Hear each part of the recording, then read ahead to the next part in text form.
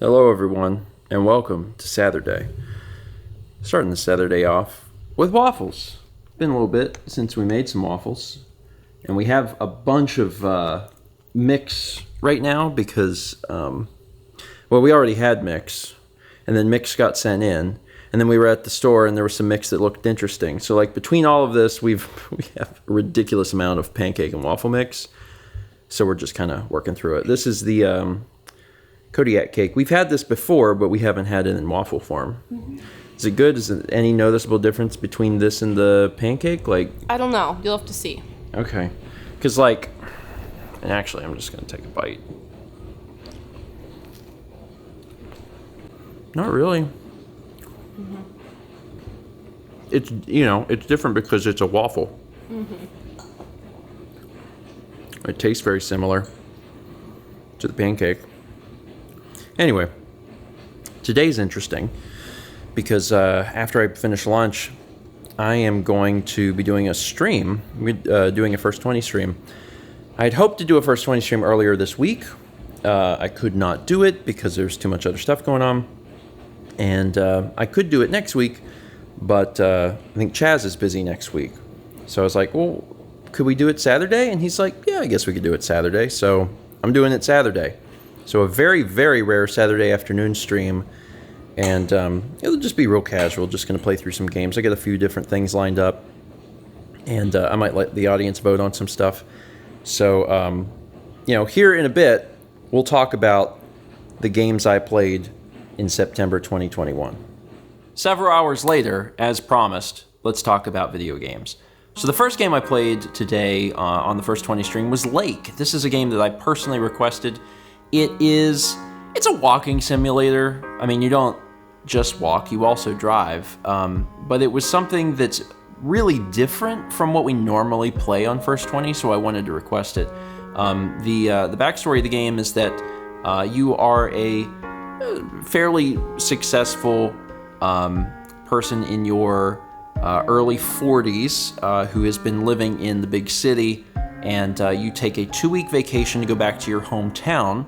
Your dad used to be the mail carrier there, and you basically take over his route for 2 weeks, and you've been gone for 20 years, and you get to reconnect with faces that you haven't seen in a long time, and you also get to meet people that have moved there to this small town. And it's just this tiny little town that you are delivering the mail to every day. So you're only there for 2 weeks, so it's a day progression, and you get to talk to the residents and learn their backstories, and that's basically it. It has a really intimate feel, and I just really enjoyed it. It feels kind of similar to Firewatch. Someone in chat, I think Shay, had said that it maybe was it reminded me of Firewatch, and I think so. I think that's a good comparison.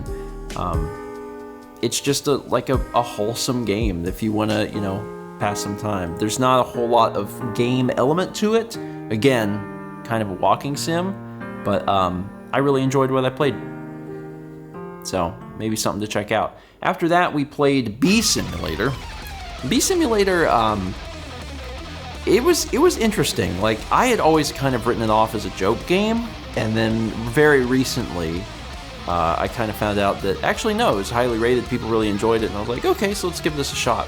It's kind of, in a way, it's kind of an educational title, really, because actually the opening movie is all about bees and their role in the world, and the importance of keeping the honeybees alive. And so there's a lot of educational stuff, but you actually play as a bee. It has nothing to do with the Bee movie. Jerry Seinfeld is not in it, as far as I know. And you get to, explore this 3D environment, and you get to do all sorts of bee stuff. It kind of feels, and please pardon my pun, a bit like a bee game. It doesn't have the polish of a really, really well done game, but it's not like a broken mess or anything. It just feels like a little janky, but in, I guess, a bit of a charming way. Whenever I was doing the First 20, I said that it would feel really appropriate in a classroom setting, and I think that's true. I think allowing like middle schoolers to play the game would actually be kind of neat as a learning unit or something. But yeah, it was still fun, what I played. There's definitely a story that goes to it. It seems like the game it wouldn't be super long. I might be wrong, but just based on the progression that we were making. But it was still cool to fly around the world and be a bee. That was still neat. After that, we played a game called Cyberhook. Cyberhook is this was a game that I just wanted to play on my own because I really liked a game that we did a first 20 of a while back called Verlay Swing. Verlay Swing is this 3D grappling hook game that takes place in this vaporwave environment, and Cyberhook is this 3D grappling hook game that takes place in a vaporwave environment, but this time you have a gun. It's kind of more the same. It's from a different developer, and it came out after Verlay Swing, so it's definitely built on the fundamentals of Verlay Swing, but it adds a lot to it. And it's not exactly the same. It plays very differently, but it has the same core concepts. And it was good. It was good. Verlay Swing is notable to me because I play a lot of games on First 20. It's not terribly often that after playing a little bit of a game for First 20 that I come back to it in my spare time. I don't have a whole lot of free time, and I'm usually using it for different things, but Verlay Swing was a game that I did. I actually, after I had done that First 20, I went and played. I don't think I ever beat it, but I played through a lot of it.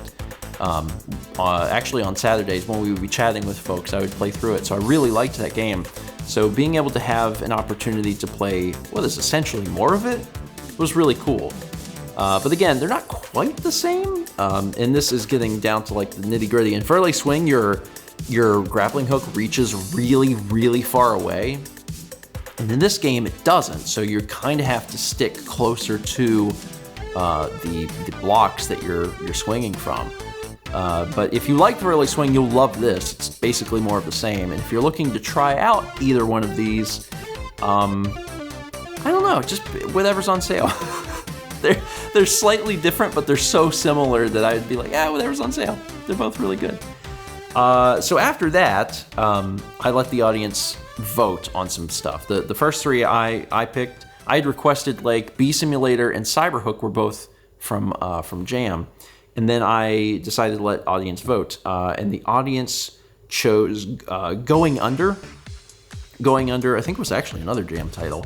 And the premise is great.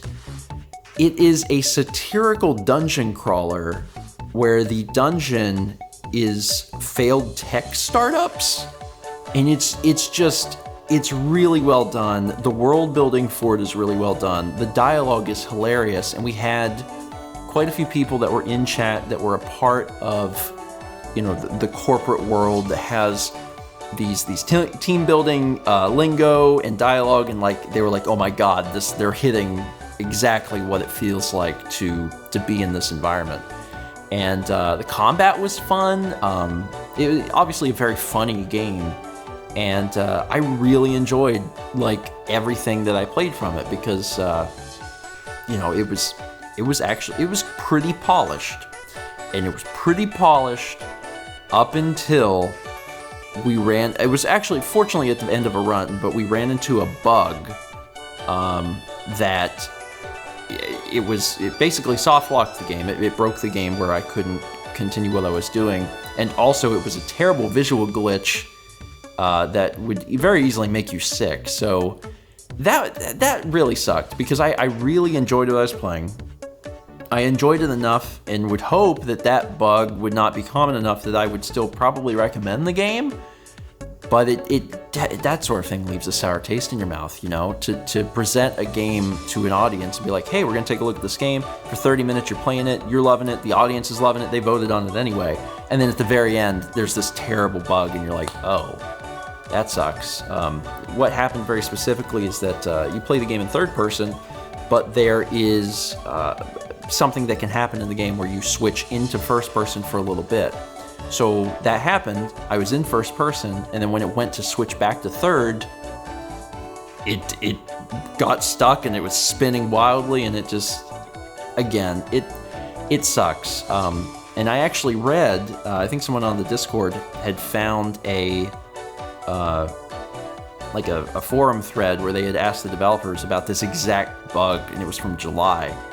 And they were like, we're working on it, and like they haven't fixed it. And I'm like, So I still liked it. It's a roguelike. It's one of those things that you make passes at the dungeon, but you gotta be aware of that. Unfortunately, that bug was in there, because I enjoyed what I played, but they really should fix that, because seriously, it was kind of bad. Like, that's the sort of thing that could make someone sick. But I liked it otherwise. So after that, we did another vote. We let the audience vote, and they chose Ikenfell, which I think is also... I think Jam had 4 of the 5 games, actually. Submitted 4 of the 5 games. So thank you, Jam. Played Ikenfell. This is a game that came out last year. When it came out, it had been heavily requested of me to actually do a first 20. But I never got it. I don't think I ever got the dev key for that, so I ended up not doing it. But Ikenfell is a pixelated adventure. It's got it's about attending a magic school. This is kind of got like vague, like Harry Potter vibes, but it has a really interesting combat system. It's a role-playing game, but you're on a grid, so your attacks are dependent upon your positioning. So you're moving, and then you're trying to position yourself. What I found was very interesting is that you're a magic user, but there is not physical attacks. I mean, from what I played, and we played a bit, we played almost an hour of the game. You don't have attack and special attack or magic attack. You don't have an MP meter. You just have magic. So you're just using your magic attacks. You don't run out of magic, and you don't have a magic stat. It's just you have your power, your defense, your speed, or whatever. So that was interesting. It was nice. I hesitate to call it simplistic. It wasn't necessarily simplistic. It's just not overly complicated. So often whenever you play an RPG, especially if it's something like a JRPG, there's so many things to keep track of, and a lot of times games are adding even more things. Interesting little stats or mechanics. And this actually went in a slightly different direction, where I was like, don't worry about magic. You don't need to keep track of your MP. This is just you do your attacks. Because the combat still felt complex, because you're on that grid system and you're moving around. The combat was also what slowed down the game a little bit, because the pacing of the story was really good, but the combat goes a lot slower from a traditional RPG, because you have to position, and then the enemy has to position, then you have to do an attack, and it all takes a little time. But I enjoyed what I played. Also had a good soundtrack from what I heard. So Ikenfell, I already know that it sold really well, it reviewed really well. So if you're interested in that sort of thing, if that sounds good, you'll probably really like it. It seems like a fun title. And those were the 5 games that I played. We will definitely be back with another First 20 next month. I'm gonna guess probably before Extra Life. We need to... So what we're trying to do is we're trying to get ahead, because November is going to be a really, really crazy month for us. And we ideally want as much stuff done ahead of time for November. So everything that we did today will push us close to the end of October. But what we'll want to do is another First 20 around then, to make sure that we have everything done for November too. So yeah, and there's more games to play. They keep making them. There are so many video games. Anyway, thank you for watching, and certainly thank you all for being at the stream today. If you tuned in, I enjoy doing First 20 streams. Doing it on a Saturday was different, but it just helped the casual nature of those streams be even more casual. I like the laid-back feel of the First 20 streams. And it seems like the audience vibes with that really well too, because you basically just get to witness games that you may not have been aware of. And that's what we did. And that's what we do, every month when we do these things. So hopefully the time slot worked out for folks. I know sometimes European viewers don't really get to tune in on Friday nights because we start so late for them. So doing an afternoon stream is actually really nice. With all that said, it is late, so I am going to head to bed. Thank you so much for watching. And as always, let's meet back tomorrow, shall we?